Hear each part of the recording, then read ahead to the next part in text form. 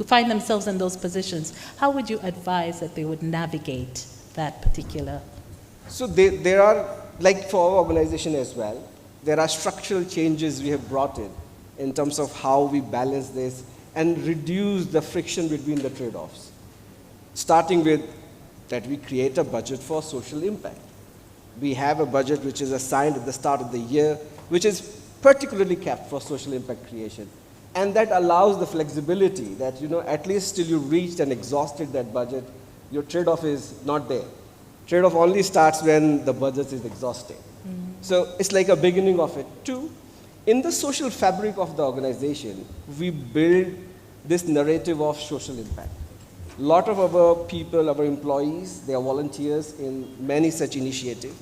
Like for today, as a part of World Malaria Day, whole of QCIL and big chunk of our ambassadors in this space are in the church, trying to educate people about malaria prevention, working in doing medical camp, doing the diagnosis of the people with who has potential hypertension and diabetes. So that's built in the social fabric. And I think it goes back to the foundation, the why the company started. And that conversation is alive today. I take pride in that I'm sitting among my founding chairman, as the chairman and the founder here. And every time he speaks, that passion of purpose and the passion of serving the community. And if at the top it is what it is, then automatically it trickles down in the organization's fabric. So I would say it's a little bit easier with QCIL because it has a strong purpose and strong foundation.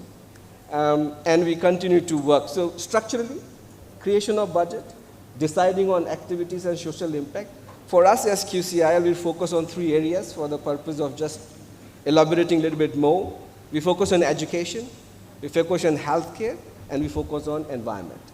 And for all the 3 work streams, we have plans for the full year, that where we will contribute, how we will contribute financially, from people's time point of view, and then advocacy point of view. So those are the few ideas through which we make sure the friction between the trade-off is reduced. Thank you. All right, thank you so much, Ajay. And to you, Honorary Consul, Mr. Mugerwa. I think we've heard from our other panelists. They've been Rotarians for a while as well. Maybe you could also just share your start with Rotary. Are you a Rotarian? How is that going? Thank you, Crystal. Always a pleasure to be on your panels. First of all, let me take the opportunity to say congratulations to Governor Christine. What a fantastic this year. And congratulations to Dr. Bildad Baguma, the chairman of the DCA. What a good structured organization we had. And thank you, everybody. I mean, you see it's a rainy morning and people are here. But I'm probably on this panel not because I run a company, like a big company like these 2 gentlemen. I've run them before, but now I don't. I've been a CEO, I've been an executive on that side, doing the business, doing the numbers. I am now on boards asking the clever questions, but being a highly paid help. But the real one is that I am a Rotarian. I am a proud Rotarian of Chigo 7 Legs, actually. An award-winning Rotary Club. You saw yesterday, I am the charter president of that club, so I'm proud of that. But probably my entrance on this platform is that I'm also the corporate partnership chair for District 9214. So I'm proud to be here and I'm proud to share that experience. And I can only regret that it took me so long to cross the line despite the many asks and calls from Emmanuel. Well, thank you so much. Well, thank you for sharing that. We are happy to hear you're a proud Rotarian, And you've hit some marks with us, so we won't forget any of those. Earlier, we were having a conversation around how CSR has evolved over time, and now it's about ESG. And I imagine in your role now, that is something that is crucial in all the sectors you're in, whether it's oil and gas, whether you're the Private Sector Foundation Uganda, Uganda Investments, all the different roles you're in. So how important is environmental, social, and governance right now when it comes to businesses serving humanity in communities? Thank you. And I think my two colleagues, Michael and Ajay, have ably put it. But ESG, and it's become a buzzword. ESG is really environmental, social, and governance. It's become a buzzword. But to put it in context, it's actually asking yourself, why should we serve beyond profits? Where is sustainability in everything we do? Because today, unlike in the past, you can't wake up and do things just because you need to do it. You can't wake up and just pollute the environment. You can't wake up and do business without caring and serving the community. So you need to think about what are those things that the community requires. You need to think about the climate you're in. You need to think about the governance. You just can't turn up today and say, because I am the founder of the company, I can go spend people's money. So there are a couple of things out there that have forced us to relook at the way the business used to be looked at in the past.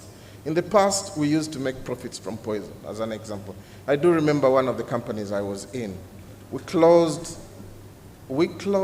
a unit. My first job was in Shell, and I can see some of them colleagues. But we did close a business unit because we were being termed as producing agricultural chemicals that were poisoning people, and it was profits from poison. And we closed it. Today, we cannot wake up and pollute the environment like you want. And I see a lot of flower farms around the lake. They cannot be pumping chemicals and disposing them into the lake. NEMA, the regulator, will be there, but also the people will ask. And besides, we need to remember that businesses and companies are run by people. People have a higher purpose why they come to work. So if you're polluting my village, where my relatives live, I'll ask myself, does this connect to my higher purpose as an individual in the organization I work in? So the times have changed.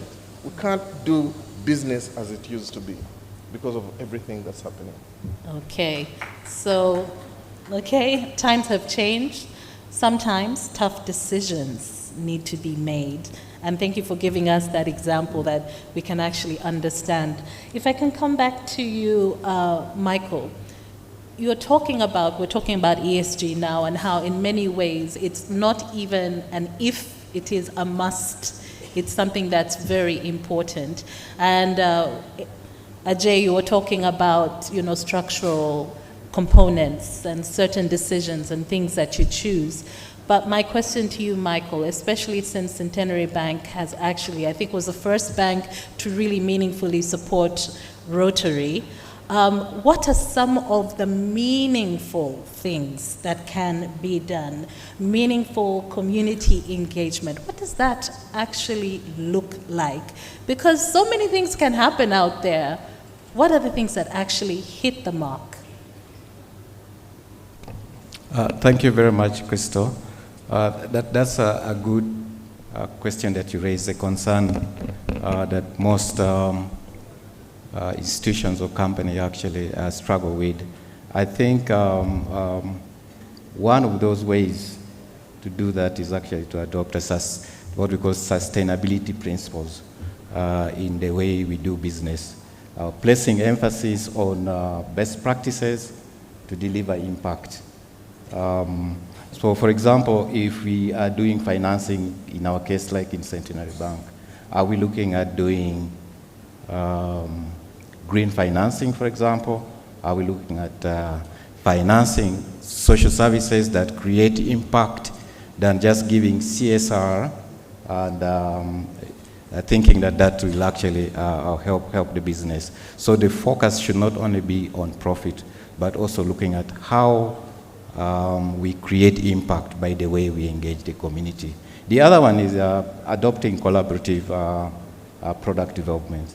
So in our case, as many of you may know, is that when we are looking at products, we start by research. We look at what are the needs out in the market, especially from the communities that are underserved or even not served.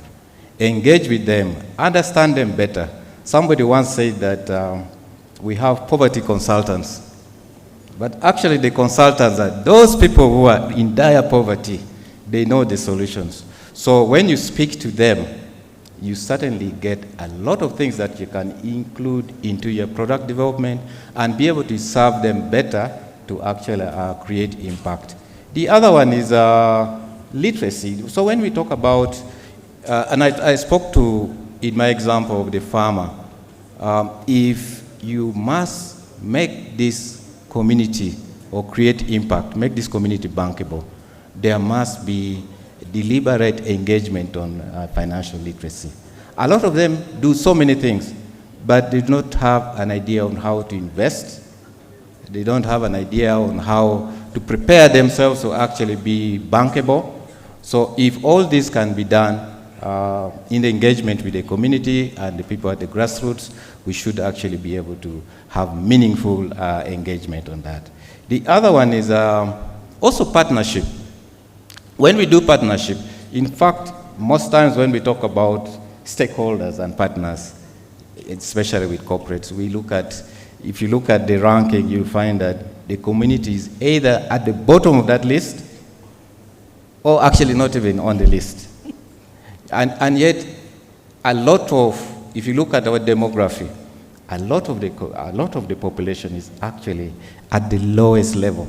So if we can engage them, have this discussion, listen to what matters to them, and focus our business to serve that need, you're actually creating impact in a meaningful way. The other one is, in our case, like in Centenary Bank, we do not develop products for everyone. That's okay to have it. What I mean is that we look at specifics. For example, if you go up north in Uganda, even if we are talking about agriculture, it may not be animal husbandry. It might be a different type of farming. Are we dealing with, are we developing, are we engaging them to understand that there are specific products that we can give them or solution for them to serve their needs, to create impact in that place? You come to the center, for example, maybe coffee is big. So are we seeing how we are developing solutions just to serve them? So if we engage at regional level, specific dealing with the needs of these communities, we will be having a better engagement. So this is how engagement looks like in terms of creating impact. Okay, thank you for that. I mean, you mentioned research and then engagement of the community. And I think that is really core, because there might be 101 things that you can do, but what is actually going to make a difference? Yeah. As a Goodwill Ambassador for Uganda Red Cross Society, we started a campaign to keep a girl in school, because we recognize that there is a serious